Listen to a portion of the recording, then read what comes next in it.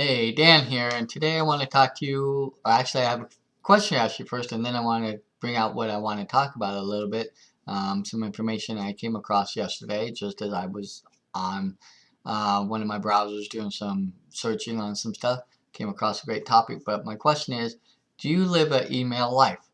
Now, you may wonder why I asked that question, but at the end and after you hear what I talk about, you'll finally kind of understand why I asked that question. But yesterday, as I talked about, I was doing a little, surfing and looking around, and I've used, a couple different browsers, and AOL is one of them. Yes, a lot of people think it's archaic and stuff to still be using AOL, but I do.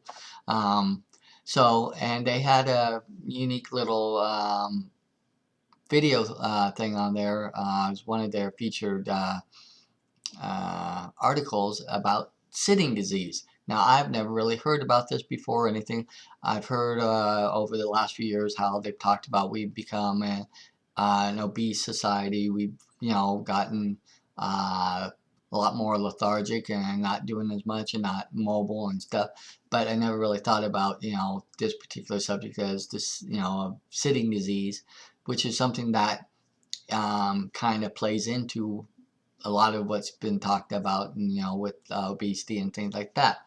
But sitting disease is basically coming about because they say we as humans are sitting too much. We sit, in the morning, most of us on our drive to work, on our commutes, we commute, whether it be by train, bus, or car. Um, we are in it. We're sitting, Some people stand if it's a full bus or a full train. Okay, yeah, there might be a little bit of time there. But the idea is that most of us are sitting. And then we get to work, we get to our jobs. And, I came across a neat little statistic. I can't remember the exact numbers, but back even 20, 30 years ago, our society was a lot more active in our day-to-day work and things that we did for that. It was a more active production type economy where we did more things and it was a less sedentary. Whereas now, 20, 30 years so later, it's more of a sedentary. We're doing more things sitting because of technology and advances and things like that. So, not knocking technology. I love technology. I love some of the advances and things that we have. But, in some ways they said it would make our lives easier. Yeah, but has it really helped us in keeping us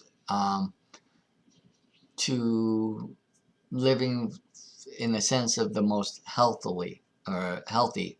Um, you know, a fact I've learned is that we as Americans, um, you know, uh, we're meant to move. We're meant to be out and about and to, do things. We're not really meant to sit all the time and be sitting all the time. In our desire for leisure and stuff and to make things easy, I think we've taken out some of the things that help keep us healthy and things like that. Um, you know, and it's, they give some great, tips. I've got a link to a great little infographic that I'll include later down farther in my post. But, a growing amount of research shows that long periods of physical inactivity raises your risk of developing heart disease, diabetes, cancer, and obesity. They talk about a research study in Australia reported that each hour spent watching TV is linked to an 18% increase in the risk of dying from cardiovascular disease. Okay, I'm a little bit guilty. I work, I drive in my car, going to work, I sit at my desk, although I do try to get up and go and move a little bit. But that's why I asked the question, do you live an email life? Because we have, nobody really takes time to write letters much anymore. Maybe cards or something as a quick birthday. Nobody really gets up. We have TVs with remotes. We don't get up. I can remember as a kid getting up and having to change channels for channel surfing. Sorry, we really changed the channels, but we had to get up out of our seat and we got up and moved. It may be really quick or we may have been standing there saying, okay, I can't find anything. For me, as a kid, it was 4 basic channels, but sometimes you couldn't find anything then. And we complain today about, not being able to find anything on TV with even the hundreds of plus channels that we have. I have that now. So in that sense, uh, getting up at work, we had to a lot of times either make a phone call, or sometimes if you needed something or right away or something, you need to get up and go and talk to that person. You had to really go and be in their face. I tend to do that a little bit right now at work at times. There are times where just calling or sending an email, I know it's going to get bogged down or lost in the stuff. So sometimes it's like, hey, let me go get in their face because they have to see me and deal with me at that point in time. Plus, it gets me up and moving, and it doesn't keep me sitting all the time. I have done that myself just naturally. I didn't realize I was helping myself a little bit by doing that. Um, they also say in this little bit of information I got, according to AC Nielsen Company, the average American watches 5 hours of television in a day. That makes a huge risk for heart disease on top of what I've already said.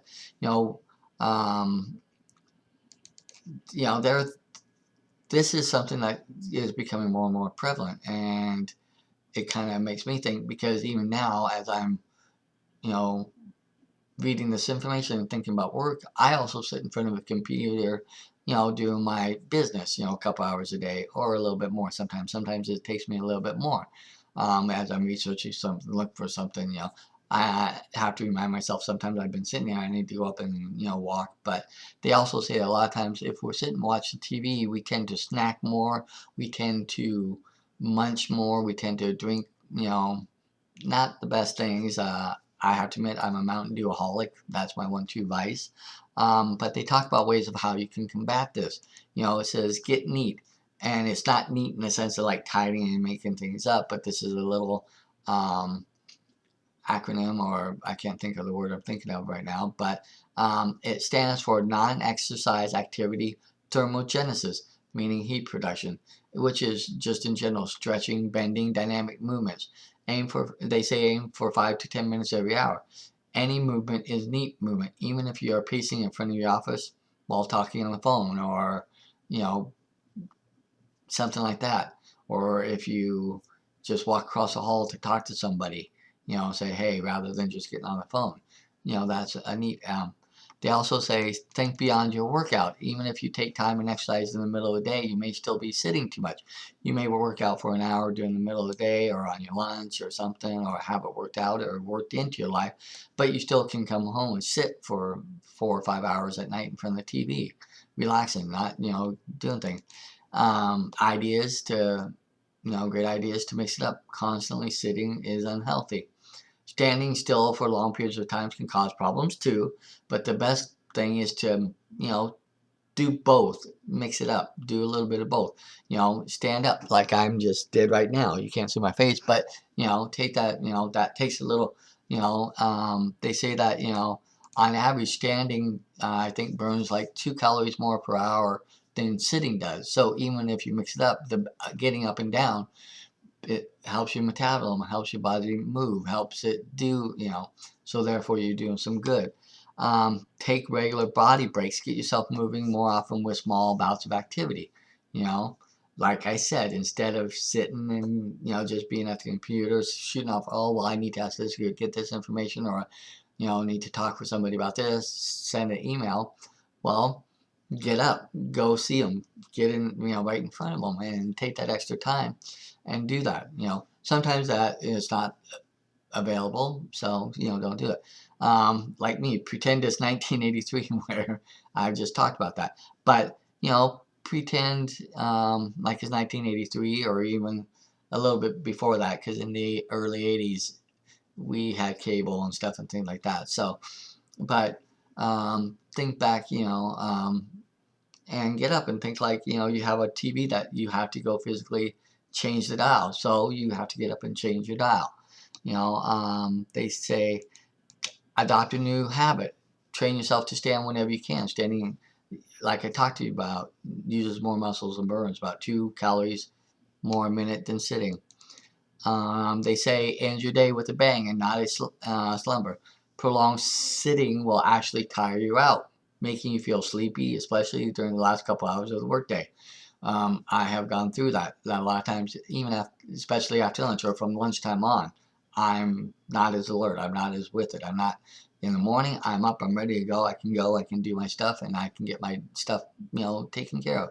In the afternoon, I tend to get more, and that's because I think partially because of sitting a little too much in my brains, and having eaten it, it's, pulls oxygen from my brain. But if you get up and get out and move, it forces your body to, you know, work and do something to even metabolize the food and stuff faster. Um, and another thing, and I might have to try this, I don't know. I've done this at the gym. Watch television only if you vow to be active when you watch. Put a treadmill or stationary cycle in front of the TV and watch while you work out. If you don't have any home exercise, march in place. That's something very simple. But the idea is to help you and get some information out to you to help you put in perspective, just how much you sit and how much you're sedentary. And I learned some things about this because I did a little searching. I found out that this little thing I saw on AOL yesterday wasn't just there yesterday. It's people reported on it. It's been out for a year or so now and stuff. And I found where other radio stations and news anchors and stuff have reported on it and stuff before, and it's like, okay, this is not new, but it's new to me. It might be new to you. So I hope you have gathered some good, valuable information that helps you with your health and being healthier.